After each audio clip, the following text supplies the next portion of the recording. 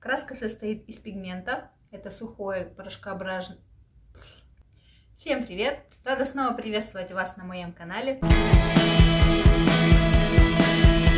Как видите, у меня изменилась локация. Теперь я буду снимать дома, так как недавно я съехала со студии. И сегодня мы обсудим довольно неоднозначную тему, касающуюся того, какую же краску выбрать для работы хендпоком. Для начала нужно понимать, чем же отличается краска того или иного бренда и стоит ли вообще тратиться на брендовую краску. Краска состоит из пигмента, это сухое порошкообразное вещество, и носителя, раствор в котором равномерно распределен пигмент, как правило, дезинфицирующий. И если краска сделана в ненадлежащих условиях, не по сертифицированной методике, то она может содержать доп. Вещества, которые могут вызвать аллергию. Татуировка, сделанная хорошим мастером, но некачественной краской, может вызвать серьезные проблемы со здоровьем. Также она быстро потеряет художественную ценность, может расплыться или выпасть. И такая тату, скорее всего, будет требовать частой корректировки. Также у неофициальных производителей нет строгого регламента по сроку годности, и они могут продлевать его множество раз.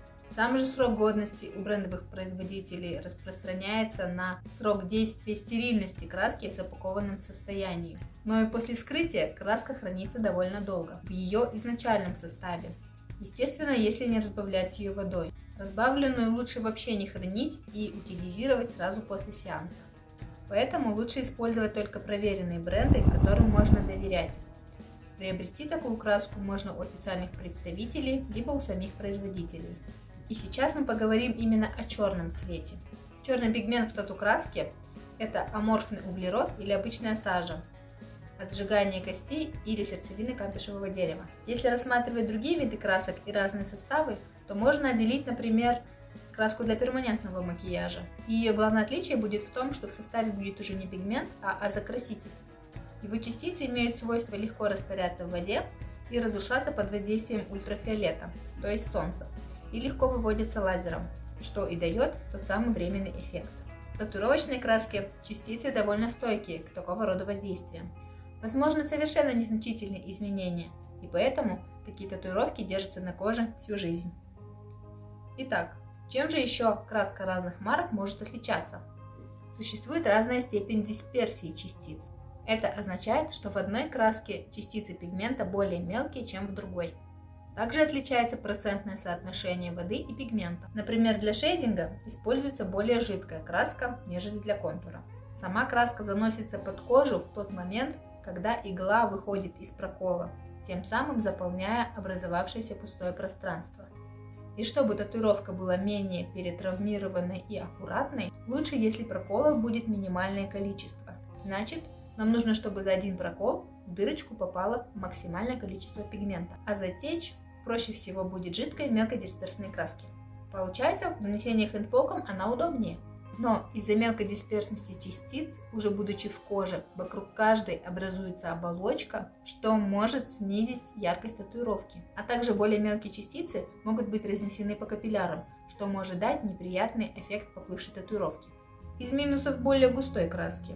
В частности, в хендпоке густой краской работать не очень удобно, так как мы ставим точку за точкой, и капелька, стекая по кончику иглы, тащится за нами. Если же капелька будет слишком большая, то нам за ней будет ничего не видно, и нам придется ее стереть, что приведет к большому расходу краски и минимальному ее попаданию в проделанные нами отверстия. Значит, и прокалывать придется больше раз.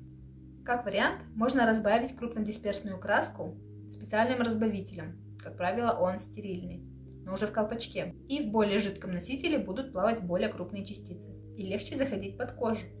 Будучи в зажившей татуировке, они дольше сохранят свою целостность, что позволяет татуировке сохранять свою яркость на более длительный срок. Но у разбавления есть один минус. Если нужно будет продолжить татуировку на следующий сеанс, то не факт, что вы сможете сделать идентичный раствор. Соответственно, части татуировки, набитые в разное время, могут отличаться по яркости и плотности. И вот вам вишенка на торте. Какие же бренды выбирают топовые хендпокеры?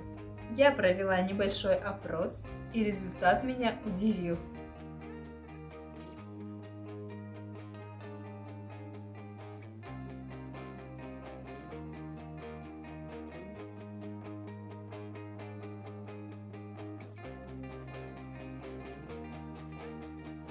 понимание того, как это все работает, которое, я думаю, вы получили после просмотра моего видео, поможет вам разобраться в этом вопросе для себя лично и для вашей работы.